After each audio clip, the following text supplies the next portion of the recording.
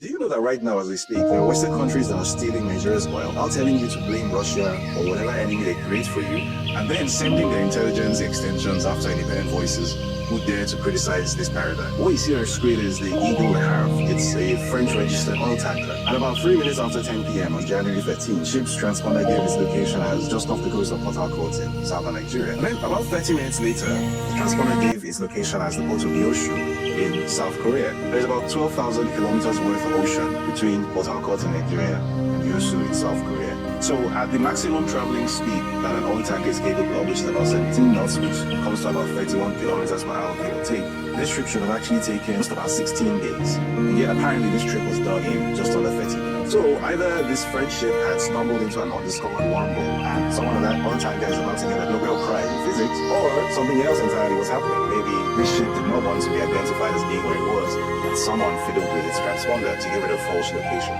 And what could that something be? Well, a few weeks later, Radio France International, a French state-owned broadcaster, put out an article decrying Nigeria's high rate of crude oil theft. And let's slip it in somewhere near the bottom of the article that, hey, suggestions have been made that some of the actors involved in this widespread oil theft are Russia. It's a Russian shadow fleet that is responsible for it. In other words, we've been caught clearly with our hands in the cookie jar because this story was actually published in Nigerian media, even though it didn't get much attention. But hey, don't look at us. Look at some enemy that we have decided for you that you should have. Why this is important is that if you recall, a few weeks ago, a story emerged about a secret documentary just leaked from an NGO linked to British foreign intelligence, which attempted to categorize Nigerian and West African voices into those that are apparently pro-Western and anti-Western, those that are apparently approved voices and those that are threats. And very crucially, in that report, multiple mention was made of the oil industry in Nigeria, players in the oil industry, and specifically the involvement of France and West Africa, and how apparently anyone who speaks up against the economic or political brigandage of France in Nigeria is apparently doing so from a position of being